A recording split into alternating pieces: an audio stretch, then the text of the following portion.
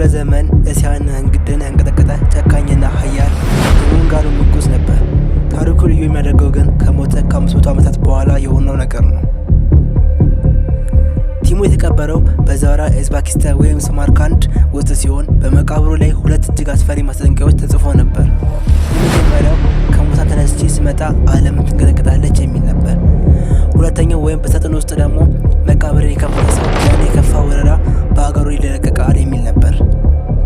መቃብሩ የተከፈተበት ቀን ሰኔ 1941 የአውሮፓውያን አቆጣጠር ሰኔ 19 በ1941 የሶቪየት ህብረት ሩሲያ አንትሮፖሎጂስቶች የንጉሱን ገጽታ ለማጥናት መቃብሩን ለመክፈት ወሰኑ። የአካባቢው የሃይማኖት አባቶች እርግማን ይደርሳል እያሉ ቢጮሁም እና ቢለምኑም ሳይንቲስቶች ያሳቀጣሉ። ሳይንቲስቶቹ የቲሙን አስክሬን አውጥተው ምርመራ በጀመሩ በ3ኛው ቀን ሰኔ 22 ቀን 1941 አስደንጋጭ ነገር ተከሰተ። አዶልፍ ሂትለር ታላቁን ኦፕሬሽን ባርባራስን በማወጅ ሶቪየት ህብረት ወረረ። ይህ ወረራ በታሪክ እጅግ ደም አፋሳሽ እና በሚሊዮኖች የሚቆጠሩ ሩሲያውያንን ያለቁበት ጦርነት ሆነ። የቲሙ ማስጠንቀቂያ ከኔ ከፋ ወራሪ ይመጣል እውነት የሆነ መሰለ። እርግማኑ እንዲቆመ